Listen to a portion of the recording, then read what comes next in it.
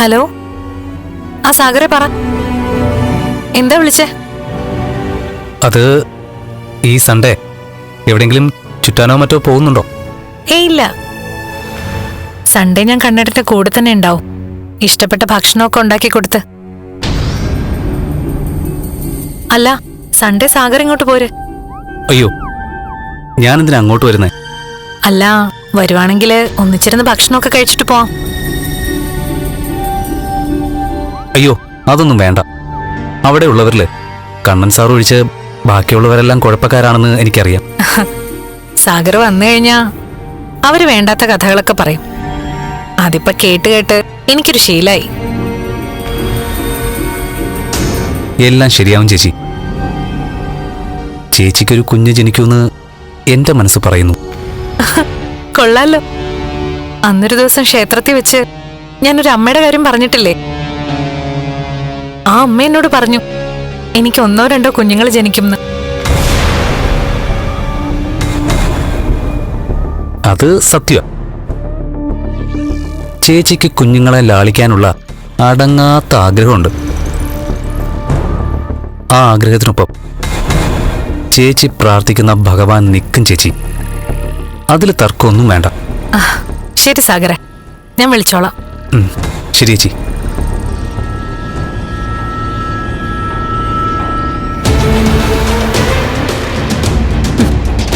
ഭക്ഷണം എടുത്ത് അവിടെ കൊണ്ടുപോയി വെക്കാതെ നീ അവനുമായിട്ട് സംസാരിച്ചോണ്ടിരിക്കുക. ഡേ, ആ സാഗറല്ലേ വിളിച്ചത്? അതെ, അതിനെന്താ? ഏത് സമയം അവനുമായിട്ടല്ലേ കറങ്ങുന്നേ? പിന്നെ ഇനി ഈ സമയത്ത് അവനെ വിളിക്കാൻ വേണോ? ഞാൻ വിളിച്ചതല്ല, സാഗർ ഇങ്ങോട്ട് വിളിച്ചതാ.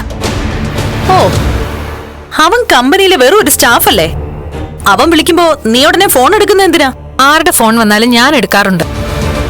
ഓ, കൂടുതലും വരുന്നതേ വരാൻ പാടില്ലാത്തത് തന്നെയായിരിക്കും. വെറുതെ ഇതിന്റെ പേരിലൊരു വഴക്ക് വേണ്ടമ്മേ. എനിക്ക് അമ്മ ഒന്നും വിശ്വസിപ്പിക്കണ്ട. എനിക്ക് എന്റെ ഭർത്താവിനെ മാത്രം വിശ്വസിപ്പിച്ചാ മതി.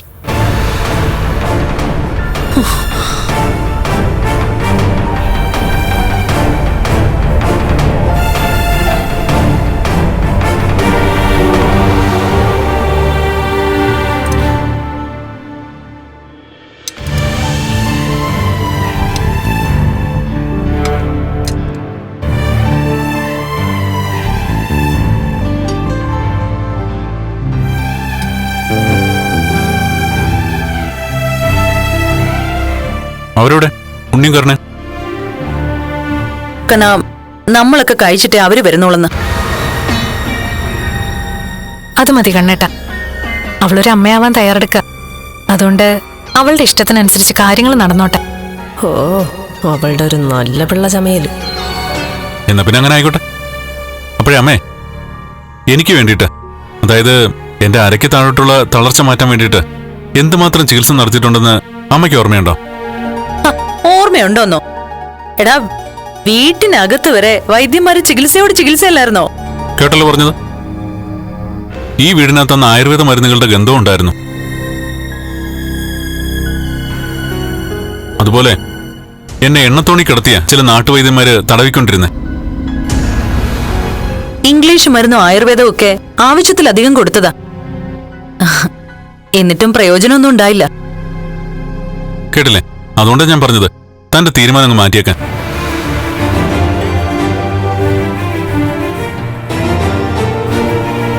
എന്താ ഇവളുടെ തീരുമാനം? അല്ല, എന്നെ ഇനി ഏതോ ആയുർവേദ വിദഗ്ധനെ കൊണ്ടുപോയി കാണിക്കാനുള്ള പുറപ്പാടില്ല ഇയാള്.